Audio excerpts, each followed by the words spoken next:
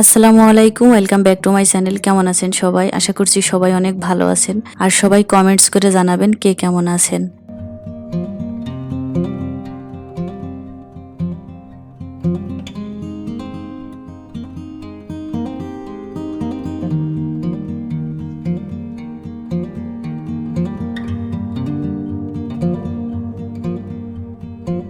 অনেকেই জিজ্ঞেস করে যে আমার এই যে বিছানা চাদরগুলা এত টাইট থাকে কিভাবে। তো আমি জাজিম ম্যাট্রিক্স এর উপরে আলাদা একটা বেডশিট পেড়ে রাখি। তো এই যে দেখতে পাচ্ছেন যে বেডশিটের যে বাড়তি অংশগুলো এভাবে টেনে টেনে আমি ভিতরে ঢুকিয়ে রাখি, তাই হয়তো বা টাইট থাকে। আর বেড রানার হিসাবে আমি যেগুলা ব্যবহার করি সেগুলা একদমই নর্মাল কোনো বেডশিট কেটে ব্যবহার করি, বা ঘরে যদি ভালো কোনো ওড়না থাকে, শীতের যে আমরা শালগুলা ব্যবহার করি বা চাদরগুলা ব্যবহার করি, কাঁথা, এগুলাই আমি এইভাবে বিছানার উপরে পেড়ে রাখি। দেখতে একটু অন্যরকম লাগে আর ভালো লাগে।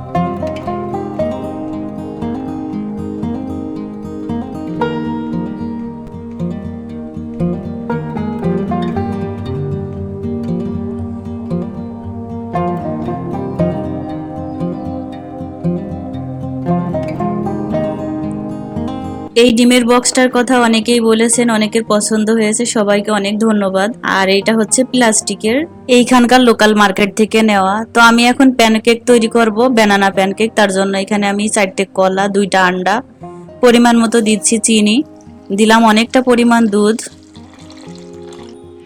আর ফিউ ড্রপস ভ্যানিলা এসেন্স। এটা ডিমের গন্ধটা চলে যাবে। তো এটা, এই যে একটা গোলা রেডি হয়ে গিয়েছে, এখন আমি একটা পাত্রে নিয়ে নিচ্ছি। এর ভিতরে আমি দিয়ে দিচ্ছি পরিমাণ মতো ময়দা, দেন দিলাম বেকিং পাউডার।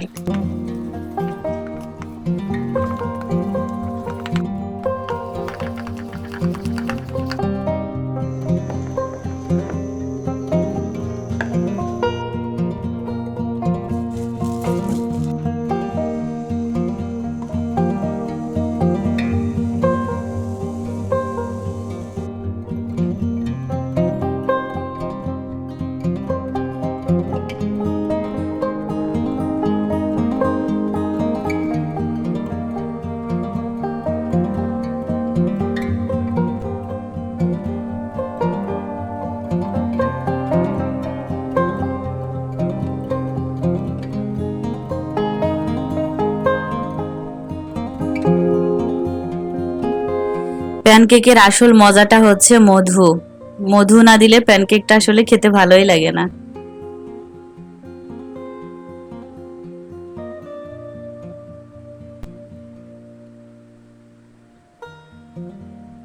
অনেকদিন আগে আমার কাছে অনেকে রিকোয়েস্ট করেছিল যে টেলিভিশন কিভাবে পরিষ্কার করি একটু দেখাতাম। তো আমি এখানে একটা বাটি নিয়ে নিয়েছি, আর বাটিতে আমি সামান্য পরিমাণ প্লেন পানি নিয়েছি। যতটুকু আমি পানি নিয়েছি ঠিক ততটুকু আমি ভিনেগার দিয়ে দিচ্ছি। এটা আমি একসাথে মিশিয়ে নিব। আসলে ভিনেগার কিন্তু একটা হিরোর মতো কাজ করে, এটা সব পরিষ্কার পরিচ্ছন্নতায় কিন্তু এটা একটা অনেক বড় অবদান রাখে। তো একটা আমি এই যে স্প্রে বটলে ভরে নিয়েছি। যেটা করতে হবে সেটা প্রথমে সুইচটা অফ করে নিতে হবে, আর এই ধরনের নরম কোনো কাপড় নিতে হবে। কাপড়টা নিয়ে প্রথমে যে ময়লাগুলো আছে সেই ময়লাগুলো সাফ করে নিতে হবে। আর চেষ্টা করতে হবে খুব হাত নরম করে কাজ করার, কারণে এই গ্লাসটা খুব সেনসিটিভ হয়, এই জন্য খুবই আস্তে দিতে হবে। আর যদি এই ধরনের ব্রাশ থাকে তাহলে ব্রাশ দিয়ে সাইডের যে ময়লাগুলো আছে বের করে নিতে পারেন, না হলে এই ধরনের কটন দিয়েও কর্নারের যে ময়লাগুলো এগুলা বের করে নিতে পারেন। আসলে সব সময় ট্রাই করি যে ঘরের জিনিস দিয়ে পরিষ্কার পরিচ্ছন্নতা করার, তারপরে গিয়ে বাজারের কেমিক্যালের উপরে নির্ভর করি। তো আমি টাওয়ালে একটু স্প্রে করে নিলাম, নিয়ে তারপরে এইভাবে হালকা হাতে এভাবে মুছে নিচ্ছি। যে কোনোটা দিয়েই পরিষ্কার করেন না কেন, সরাসরি স্প্রে না করাই ভালো, কাপড়ে দিয়ে তারপরে মুছে নেওয়াই ভালো। এই মিক্সারটা যে কোনো টেলিভিশনে কিন্তু পরিষ্কার করা যেতে পারে, আর না হলে এই যে যে গ্লাস ক্লিনার পাওয়া যায় সেটাও আপনারা এইভাবে কাপড়ে দিয়ে তারপরে মুছে নিতে পারেন। এই যে একটা লিকুইড, এটাও কিন্তু যে কম্পিউটারের দোকান আছে সেখানে পাওয়া যায়। তো এটাও খুব ভালো কাজ করে। তো এটাও সব ধরনের যে ইলেকট্রিক জিনিস আছে সেটা পরিষ্কার করা যায়। আমি এটা খুবই ইউজ করি। তো আমার যে ল্যাপটপ আছে, ল্যাপটপ, তারপরে আমি মাঝে মাঝে টেলিভিশনেও দিই, মোবাইল সাফ করি। তো এটাও আপনারা একটা কিনে নিতে পারেন, যে কোনো কম্পিউটারের দোকানে গিয়ে বললেই দিবে। তো আমি যতটুকু জানি আপনাদের জানানোর চেষ্টা করলাম। আর এই মিক্সারটা দিয়েও কিন্তু সবই পরিষ্কার করা যায়।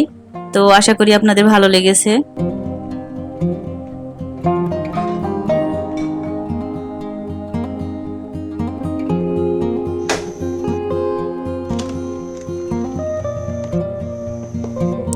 তো এখন দুপুরে রান্না করব, আজ রান্না করব সয়াবিন। আর সয়াবিনটা কিন্তু অনেকেই হয়তো বা চিনে না। তো এটা খুবই ভালো খেতে হয়, বিশেষ করে যারা মাংস খেতে পারে না তাদের জন্য তো অনেক উপকার। আর এটা আপনার যে কোনো মুদি দোকানেই পাওয়া যায়। তো আমি ছোট সাইজেরটা বেশি ব্যবহার করি। আমি এখানে পানি গরম করে এখানে 10 মিনিটের জন্য সয়াবিনটা ভিজিয়ে রেখে দিব, তাহলে ফুলে যাবে।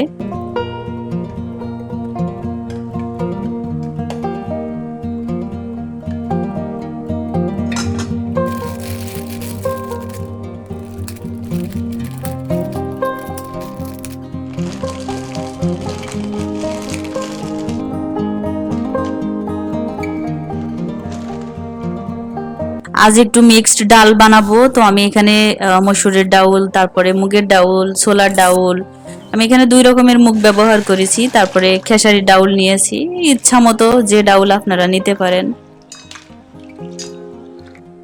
তো সয়াবিনটা দেখেন খুব সুন্দর ফুলে গিয়েছে। এটা আমি এখন ভালো করে ধুয়ে নিব। এটা কিন্তু অলরেডি সিদ্ধ হয়ে গিয়েছে। তো এটা আমি এখন ভালো করে ধুয়ে নিয়েছি। এর ভিতরে দিয়ে দিচ্ছি আমি আদা রসুন পেস্ট, হলুদ গুঁড়া, মরিচ গুঁড়া, লবণ পরিমাণ মতো দিয়ে এটা মাখিয়ে কিছুক্ষণ রেখে দিব, তাহলে মশলাটা ভালোভাবে ভিতরে যাবে এবং ভালো লাগে খেতে।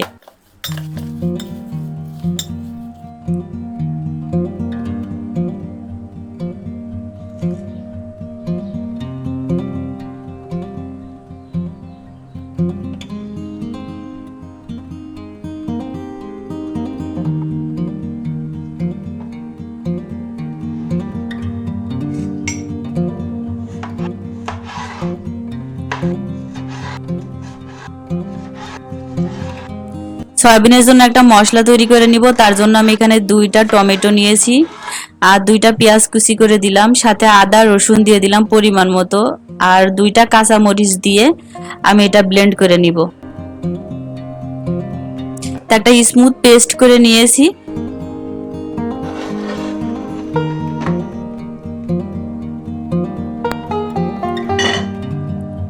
কড়া বসিয়ে তেল দিয়ে দিলাম পরিমাণ মতো। তেলটা গরম হয়ে গিয়েছে। এই যে ছোট আলু, এই আলু আমি সিদ্ধ করে খোসা ছাড়িয়ে নিয়েছি। এখানে বড় আলু সিদ্ধ করে ব্যবহার করা যায়। তেলের ভিতরে দিয়ে দিলাম সামান্য পরিমাণ হলুদ দিয়ে আমি এখন আলুটা একটু ভেজে নিচ্ছি। আগে থেকে মশলা মাখানো সয়াবিনটা দিয়ে দিলাম। আলুর সাথে এটাও ভালো করে ভেজে নিব। তো এগুলো আমার ভাজা হয়েছে, আমি এগুলো উঠিয়ে তারপরে আবারও তেল দিয়ে দিলাম। 2টা শুকনা মরিচ, তেজপাতা আর জিরে ফোড়নে দিয়ে দিলাম। আগে থেকে যে মশলাটা রেডি করে রেখেছি সেই মশলাটা দিয়ে দিলাম। মশলা থেকে মোটামুটি তেলটা বের হয়ে এসেছে। এর ভিতরে আমি মরিচের গুঁড়া, জিরা গুঁড়া, হলুদ গুঁড়া, ধনে গুঁড়া, সামান্য পরিমাণ পানি দিয়ে মশলাটা কষিয়ে নিব। আর আমি এখানে মশলা 1/2 চা চামচ করে নিয়েছি।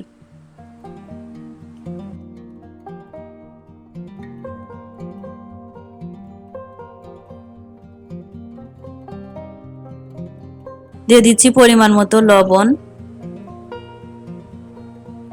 তো আমার সবকিছু কষানো হয়ে গিয়েছে। আমি এখন সামান্য পরিমাণ পানি দিচ্ছি, কারণ যেহেতু আমি এখানে আলু সিদ্ধ করে রেখেছি, সয়াবিনটাও সিদ্ধ আছে, এই জন্য কম পরিমাণ পানি দিলাম। এর ভিতরে এখন দিয়ে দিচ্ছি গরম মশলা গুঁড়া। এটা অপশনাল, দিতেও পারেন নাও দিতে পারেন। তো আমার সয়াবিন কষা কিন্তু হয়ে গিয়েছে। আলু একটা দুটোই ভাবে যদি একটু ভেঙে দেওয়া হয় গ্রেভিটা অনেক সুন্দর হয়। আমি যে ডালটা ভিজিয়ে রেখেছিলাম ওটা সিদ্ধ বসিয়ে দিয়েছি। তো টক ডাল রান্না করব, তার জন্য আমি এখানে তেঁতুল নিয়ে নিয়েছি। তো আমি আর তেঁতুলটা ভেঙে দেখালাম না, কারণ অনেকেরই খেতে ইচ্ছা করবে। কড়াইয়ে তেল দিয়ে শুকনা মরিচ দিয়ে দিলাম, জিরা দিয়ে দিলাম, দিলাম অনেকটা পরিমাণ রসুন। রসুনটা একটু বেশি পরিমাণ দিলাম। এখানে আমি একটা টমেটো কুচি করে রেখেছিলাম সেটা দিলাম, মরিচের গুঁড়া দিচ্ছি, আর এটা হচ্ছে আদা রসুন পেস্ট দিয়ে ভালো করে কষিয়ে নিব। এর ভিতরে আমি সিদ্ধ করা ডালটা দিলাম, আর ডালটা শুধু সিদ্ধ করেছি লবণ আর হলুদ দিয়ে, আর কিছুই দেয়নি। আমি যে তেঁতুলটা ভিজিয়ে রেখেছিলাম সেই তেঁতুলের পানিটা দিয়ে দিলাম। আর এখানে আমি পরিমাণ মতো একটু চিনি দিয়েছি, কিন্তু মানে টকটাকে ব্যালেন্স করার জন্য, তো ওইটা স্কিপ হয়ে গিয়েছে ওইটা। তো নামানোর আগে আমি একটু ঘি দিয়ে নামাচ্ছি, ঘি দিলে সুন্দর গন্ধ হয়, আর ঘিটা তো আমি হাতেই তৈরি করি। আর বাবু হচ্ছে পড়ার টেবিল পরিষ্কার করছে, আসলে আমার দেখে দেখে ও এখন শিখে গিয়েছে কিভাবে কোন জিনিসটা কোথায় রাখতে হবে। তো ও সেইভাবেই সবকিছু নামিয়েছে, তারপরে এখন ক্লিন করে নিচ্ছে। আপনারা অনেক আগের থেকে আমার যারা দেখেন তারা সবাই জানেন যে আমি যে কোনো খাবারই তৈরি করি না কেন সেটা সুন্দর করে সাজিয়ে দেওয়ার চেষ্টা করি। তো এটা বড় লোকের বা তেমন আমি কিছু মনে করি না। আর যেহেতু আমার ঘরে এখন মাছ মাংস নাই, আমার ঘরে যা আছে আমি সেটা দিয়েই সুন্দর করে রান্না করার চেষ্টা করি। আর সেটা একটু স্পেশাল ফিল করানোর জন্য এইভাবে সাজিয়ে গুছিয়ে নিই। সয়াবিন কষা যেটা দেখালাম এটা আমার মায়ের রেসিপি, আমি মায়ের কাছ থেকে শিখে এসেছিলাম। তো অনেক ভালো লাগে খেতে। তো আপনাদের সাথে আমি অনেক পরে কথা বলছি, এটা একদম সন্ধ্যার দিকে ছিল। আমি নিচেই গিয়েছিলাম আমাদের সামনে যে ছোট ছোট দোকানগুলো আছে, কারণ আমি শুনেছিলাম যে ওখানে হ্যান্ড ওয়াশ আসছে, তো তার জন্য গিয়ে দেখি যে হ্যান্ড ওয়াশ নিয়েও আসলে কামড়া কামড়ি শুরু হয়ে গিয়েছে। তো কখনোই ভাবি নাই যে এই জিনিসগুলা এনে আবার এগুলাকে এইভাবে ক্লিন করতে হবে, গোছগাছ করে রাখতে হবে, মুছতে হবে। এমনি তো সবসময় মুছে টুছে রাখতাম, বাট এতটা ভয় কখনোই পাইনি। তো আপনারা সবাই অনেক বেশি সেফ থাকবেন, ভালো থাকবেন এই দোয়াই করি। আর এখনো সময় আছে, এখনো আল্লাহ আমাদের পরীক্ষা নিচ্ছেন, সবাই নামাজ পড়বো, আল্লাহকে ডাকবো, বিশ্বাস রাখবো আল্লাহর প্রতি। তো সবাই অনেক বেশি ভালো থাকবেন। আমি এর আগে একটা ভিডিওতে বলেছিলাম যে আমি ব্রেড ক্রামস কিভাবে বানাই সেটা একটু শেয়ার করব, তো আমি আর বানাইছি না, তো ভাবলাম যে আজ একটু বানিয়ে ফেলি। তো এটা এমনি রোদে দিতে দিতে কিন্তু এটা অনেক মচমচা হয়ে গিয়েছে, হাত দিলেই গুঁড়ো হয়ে যাচ্ছে। তারপরও আমি একটু ব্লেন্ড করে নিয়েছি। তো দেখতেই পাচ্ছেন অনেক বেশি ব্লেন্ড হয়ে গিয়েছে মনে হয়। যাই হোক, তো এটা দিয়েও কিন্তু খাবার তৈরি করলে অনেক সুন্দর হয়। তো আমি একটু তাওয়ার উপরে দিয়ে একটু নাড়া দিয়ে নিচ্ছি, তাহলে আর একটু ঝরঝরা হবে আর বেশি দিন পর্যন্ত থাকবে, যেহেতু সামনে রোজা, রোজার সময় কিন্তু ব্রেড ক্রামস লাগে। অনেকে আমার কাছে জিজ্ঞেস করেছিল যে এই যে চামচের যে স্ট্যান্ডটা এটা কোথা থেকে নিয়েছি এবং দাম কত। তো এটা আমি এখান থেকেই নিয়েছি, কারণ অনলাইনে এইসব জিনিস আনা সম্ভব না। তো এটা 800 টাকা নিয়েছিল। আমি যে দুপুরে ডালটা রান্না করেছিলাম সেই ডাল একটুখানি আমি উঠিয়ে রেখেছিলাম, এটা দিয়ে আমি এখন পরোটা তৈরি করব। এখানে আমি শুকনা মরিচ, তারপরে গরম মশলা, হলুদ আর আমচুর পাউডার নিয়ে নিয়েছি। আমচুর পাউডারটা কিন্তু আমি দেই কারণ একটু মানে টক টক লাগে, খেতে ভালো লাগে। এই যে এইটা তেল রাখি, যে অনেক আপুরাই আমার কাছে বলেছিল যে আপু তুমি যে তেল রেখেছো ওই জায়গাটা একটু দেখিও। এটা আমার একটা ডয়ার ছিল, সেই ডয়ারটাকে আমি এইভাবে কাট করে তার ভিতরে কিন্তু আমার যে রেগুলার মানে প্রত্যেক দিন যা ব্যবহার করি যে জিনিসগুলা সেইগুলা হাতের কাছে রাখার জন্য এখানে রেখে দিয়েছি। এখানে আমার আগে আর একটা র্যাক ছিল। আসলে আমার ঘরে তেমন কোনো কিছুই নাই, তো এই জায়গাটা কেটে রাখছি শুধুমাত্র যে দরজাটা যেন বেঁধে না যায়। তো আমার যতটুকু যা আছে আমি তাতেই খুশি। আমার ঘরে সেরকম কোনো দামি জিনিস নাই, আর আমি কখনো এইটা নিয়ে, কেউ যদি বলতে পারে যে আমার ভিডিওতে আমি ফুটানি করি আমার কোনো জিনিস নিয়ে, তাহলে সেই দিন আমি ভিডিও করা ছেড়ে দিব। তো আমি এটা চ্যালেঞ্জ ছুড়ে দিলাম যে আমার ভিডিওতে আমি যদি কোনো দিন কোনো জিনিস নিয়ে ফুটানি করি, তাহলে আপনারা আমাকে সেই দিন কমেন্টস করে বলবেন যে এই জিনিসটা নিয়ে আমি ফুটানি করেছি। যাই হোক, আল্লাহ সবাইকে হেদায়েত করুক। আর এগুলা কারা করে সেটাও আমি জানি। তো আশা করব যে যারা আমার ভিডিও দেখেন, যদি ভালো না লাগে তাহলে অবশ্যই স্কিপ করবেন। তো অনেক আপুই আমার কাছে জিজ্ঞেস করেছিল যে রুটি কেন দুইটা একসাথে তুমি সেকো। তা আসলে এই একসাথে করি কারণ হচ্ছে তাড়াতাড়ি হয়ে যায়, একসাথে দুটো রুটি হয়ে যায়, এই জন্য করি, তাছাড়া কিছুই না। তো খুব সুন্দর চায়ের সাথে টা হিসাবে এই পরোটাটা হয়ে গেল আমার। এখন আমি একটু চা বানিয়ে নিব। আজ চা বানাবো মশলা চা। তো আমি এখানে যে লবঙ্গ, তারপরে দারুচিনি, এলাচ, তারপরে আপনার গোলমরিচ ভালো করে ক্রাশ করে নিচ্ছি, আর দিব একটু আদা।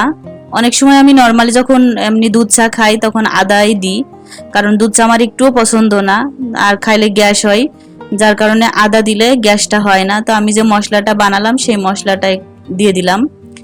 আর চা নাকি এইভাবে ঘুটলে খুব মজা হয়। আমার হাতে চা মোটামুটি ভালো হয়, সবাই খেয়ে প্রশংসা করে। যাই হোক, নিজের ঢোল নিজে পেটালে আবার অনেকে বলবে ফুটানি করছি, তো আমি এখানে চিনি দিয়ে দিলাম। তো বন্ধুরা, এই ছিল আজকের ভিডিওর আয়োজন আমার। আশা করি আপনাদের ভালো লেগেছে। যদি ভুল ত্রুটি হয় ক্ষমা সুন্দর দৃষ্টিতে দেখবেন। সবাই অনেক বেশি ভালো থাকবেন, সুস্থ থাকবেন, পরিষ্কার পরিচ্ছন্ন থাকবেন, ঘরে থাকবেন। যতদিন আমাদের সরকারের অর্ডার আছে ততদিন আমরা ঘরে থাকবো। ইনশাআল্লাহ সবকিছু ঠিক হয়ে যাবে। সামনে নামাজের দিন আসছে, শবে বরাত, সবাই নামাজ পড়বো, সবাই সবার জন্য দোয়া করব। তো ভালো থাকবেন সবাই, দেখা হবে নেক্সট ভিডিওতে। সেই পর্যন্ত সবাইকে আল্লাহ হাফেজ।